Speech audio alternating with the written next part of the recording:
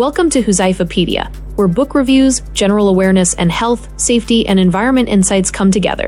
Hello guys, welcome back to my channel हुज़ैफापीडिया।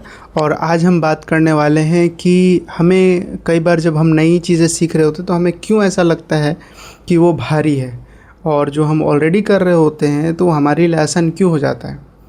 I know कि आप बोलेंगे कि भाई हम बार बार कर रहे हैं तो डेफिनेटली वो हम रोज़ करते हैं तो आदत हो जाती है, आसान हो जाता है, बट वाई, ऐसा क्यों है। हम जब कोई भी चीज़ कर रहे होते हैं तो हमारे दिमाग में न्यूरॉन बनते हैं। हम जब कर रहे होते हैं उसके बारे में सोच रहे होते हैं, और जब वो रिपीटेशन में जाता है तो न्यूरॉन्स बनते हैं, और उन न्यूरॉन्स का आपस में कनेक्शन बनता है जो कि हमारे दिमाग में मेमोरी का काम करता है।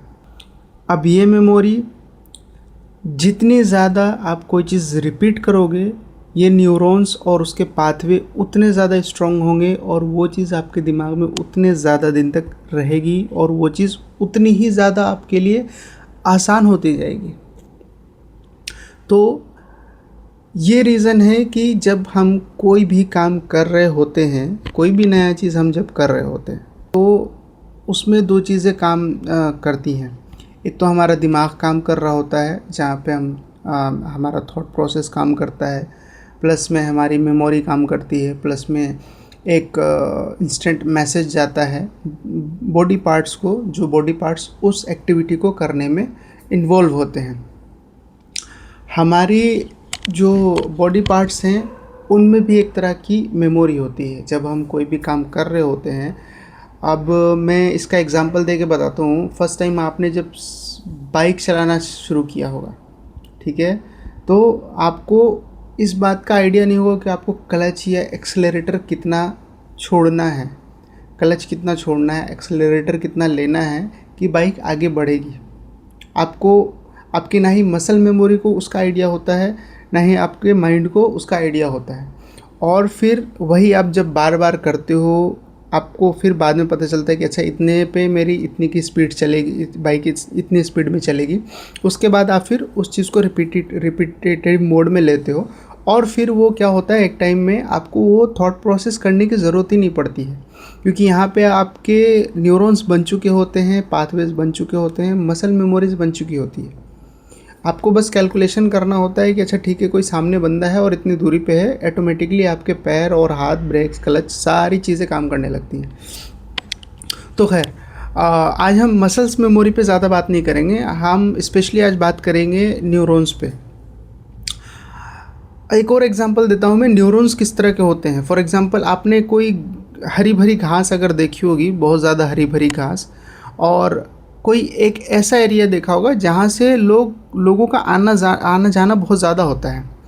अब जहाँ से लोगों का आना जाना बहुत ज़्यादा होता है, उस जगह पे आप देखे होंगे कि वहाँ पे घास हट जाती है।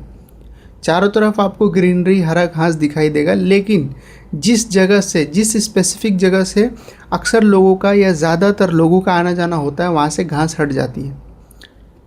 तो जिस तरीके से मल्टीपल टाइम्स लोगों के कदम पड़ते हैं और वहाँ से घास हट जाती है, उसी तरह से हमारे माइंड में न्यूरॉन्स बनते हैं, बट अपोजिट वे। वहाँ पे चलने से घास हटती है, और यहाँ पे हमें कोई भी काम करने पर हमारे वो न्यूरॉन्स बनते हैं, और वो न्यूरॉन्स बन के और उसके जो पाथवे बनते हैं तो वो हमें याद रहता है लंबे टाइम तक। तो मुद्दा ये आता है कि कई बार हम जब कोई चीज़, नई चीज़ प्रैक्टिस कर रहे होते हैं तो हम बहुत जल्दी थक जाते हैं, हार जाते हैं, फ्रस्ट्रेट हो जाते हैं कि छोड़ यार, अभी करने का मन नहीं कर रहा है। बट हमको यही चीज़ समझना है। अब चूँकि आप लोग जान चुके हो कि हमारे दिमाग में न्यूरॉन्स बनते हैं, और वो कैसे बनते हैं, जब हम कोई भी काम को जितनी ज़्यादा रिपीटेटिव मोड में लेंगे, वो चीज़ उतनी ज़्यादा स्ट्रॉन्ग होती जाएंगे, न्यूरॉन्स उतने ज़्यादा स्ट्रॉन्ग होंगे, उनके पाथवे उतने ज़्यादा स्ट्रॉन्ग होंगे। तो आपको करना क्या है, स्पेशली आप अगर कोई भी नई चीज़ कर रहे हो तो उसके लिए आपको रूटीन चाहिए, यस एग्जैक्टली, डिसिप्लिन चाहिए। अब ये डिसिप्लिन बहुत आपने सुना होगा कि यार लोग जहाँ देखो डिसिप्लिन होना चाहिए, कोई भी चीज़ करने के लिए रूटीन होना चाहिए। एक्चुअली डिसिप्लिन और रूटीन ज़्यादा कुछ नहीं है, ये बेसिक ये जो डिसिप्लिन और रूटीन है, इसके पीछे का राज न्यूरॉन्स है। न्यूरॉन्स, आपने अगर आज कोई काम किया तो हमारा छोटा सा एक न्यूरॉन्स बनना शुरू होता है। अब आप चाहोगे कि हम उसको आज ही करते जाएं, आज ही करते जाएं, आज ही करते जाएं और आज ही पूरा सीख जाएं। So that is not possible, because हमारे बॉडी में जो न्यूरॉन्स बनते हैं उसकी उतनी ज़्यादा स्पीड नहीं है, और ना ही स्ट्रॉन्ग होने का जो टाइम है वो भी उतना ज़्यादा तेज़ नहीं है। तो आपको क्या करना है, एक दिन आपको करना है थोड़ा सा, then next day you have to do again, the next after that you have to do it again. आपको रिपीटेटिव मोड में लेना है। तो फर्स्ट डे आपका एक छोटा सा न्यूरॉन बनेगा, फिर वो स्ट्रॉन्ग होगा, फिर दूसरे न्यूरॉन्स बनेंगे, फिर वो आपस में कनेक्शंस बनेंगे न्यूरॉन्स के, और वो फिर आपकी एक मेमोरी बन जाएगी।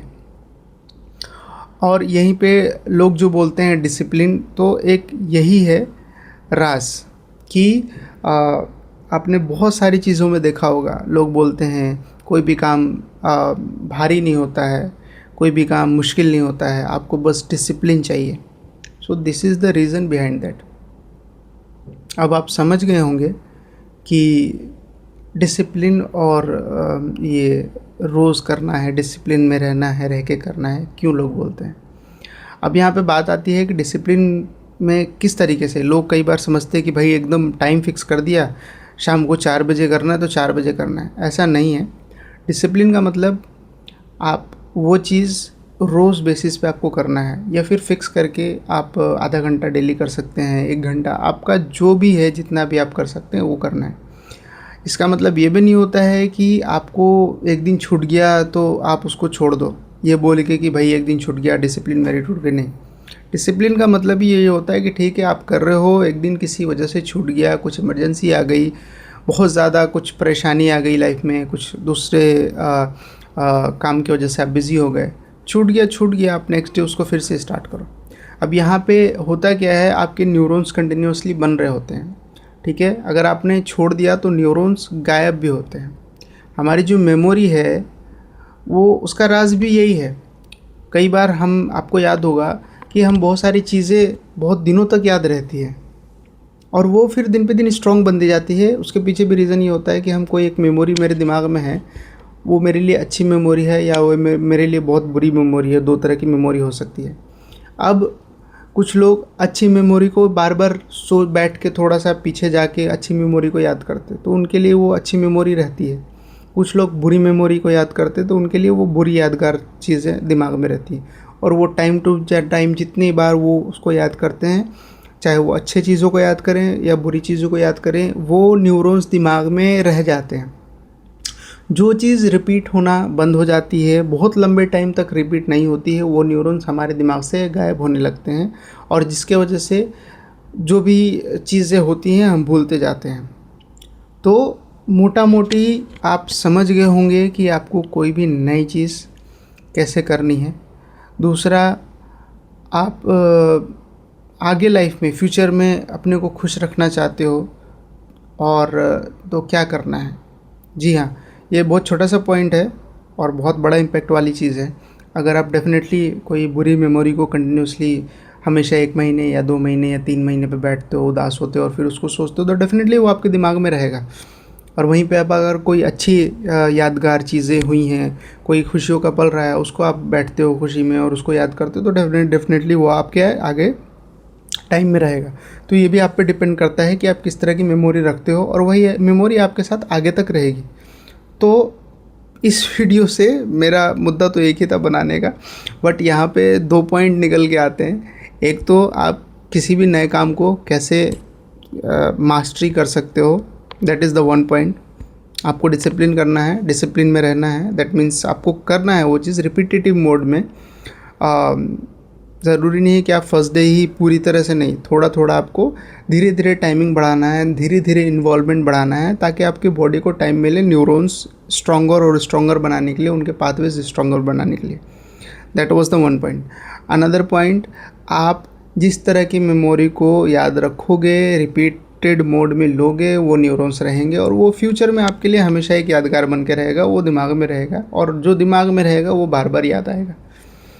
ओके गाइज, सो मेरा मुद्दा तो एक ही था। खैर इस पॉइंट से इस वीडियो से 2 पॉइंट बन गए हैं और हाँ, आई होप कि आपको ये बातें समझ में आई होंगी एंड आप लोग ये चीज़ों को इम्प्लीमेंट करने वाला लाइफ में। So thank you guys, thank you very much. अगर आपको लगता है कि ज़रा से भी मेरी वीडियोस आपको अच्छी लगती हैं और आपके लाइफ में आपकी लाइफ को इजी बनाती हैं, तो please subscribe my channel and likes and subscribe. Thank you so much.